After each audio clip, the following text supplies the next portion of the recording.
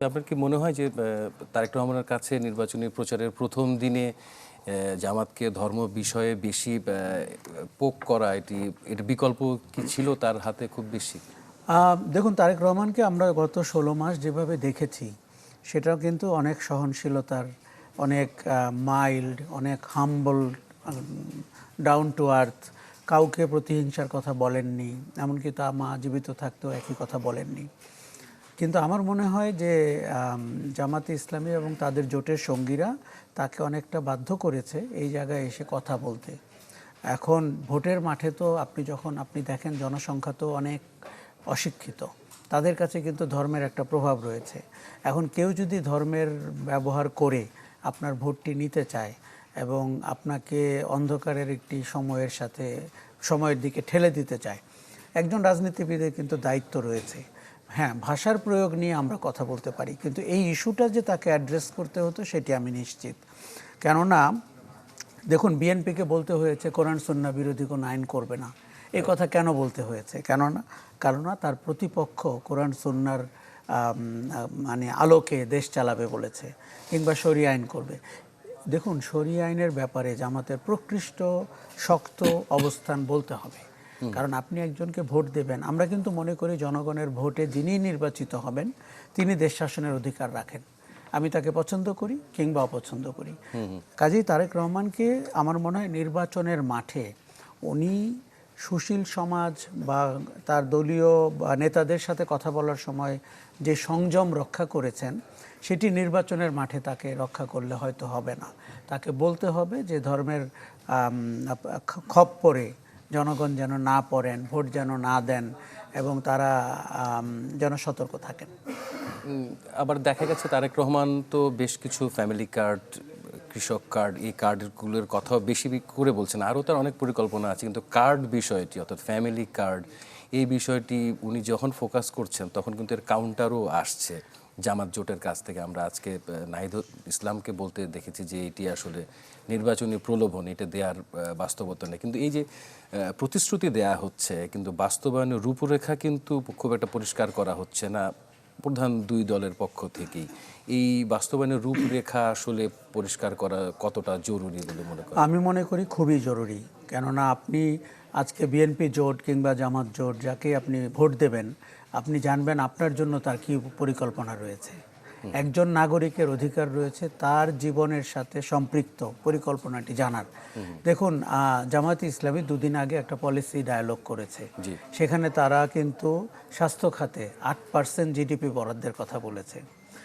আমরা কোনোভাবেই বুঝতে পারিনি এই টাকাটা কোত্থেকে আসবে এবং কোন খাতে খরচ হবে। দেখুন, 64টা জেলায় 64টি বিশেষায়িত হসপিটাল হবে, এগুলো বলে ফেলা খুব সহজ। ওই জেলাগুলোতে যে হসপিটালগুলো রয়েছে সেগুলোর অবস্থা আপনি একবার দেখুন। সেখানে কি প্রশিক্ষিত ডাক্তার, টেকনিশিয়ান এরা রয়েছেন কিনা, নার্সরা রয়েছেন কিনা। ফলে আমরা দেখতে পাচ্ছি যে আপনার সাথে ঠিক চোখের দিকে তাকিয়ে প্রতিশ্রুতিটা দেওয়া হচ্ছে না, দেওয়া হচ্ছে অনেকটা রেটোরিক্সের মতো করে। একইভাবে বিএনপি ফ্যামিলি কার্ড, তারপর কৃষক কার্ড, এগুলোর কথা বলেছে, এবং পাল্টা আবার জামাত ইসলামের আমির বলেছেন আমাদের কোনো কার্ড নাই, জনগণই আমাদের কার্ড।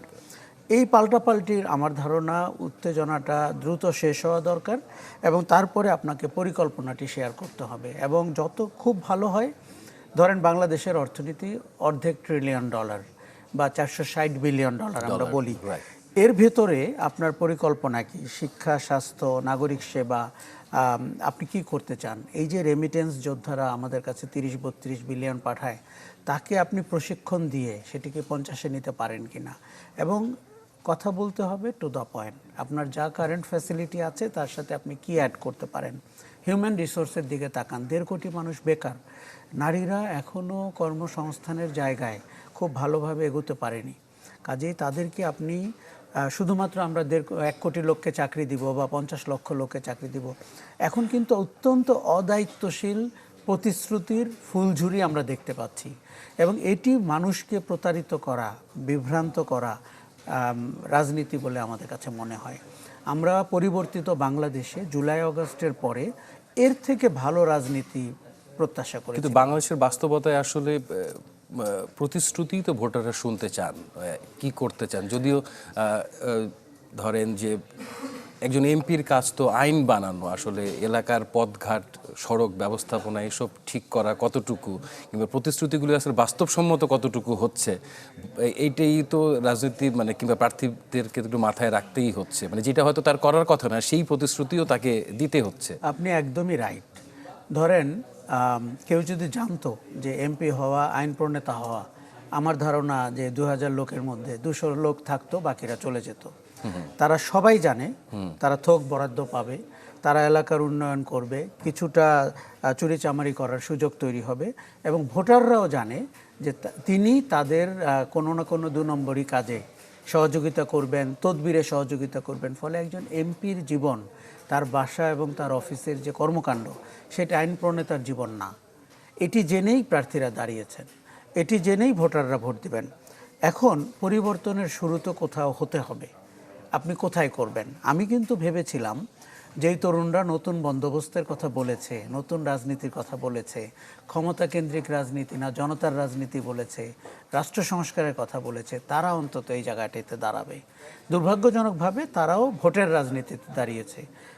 হয়তো জামাতের জোটে গেছে, না হলে বিএনপির জোটে যেত।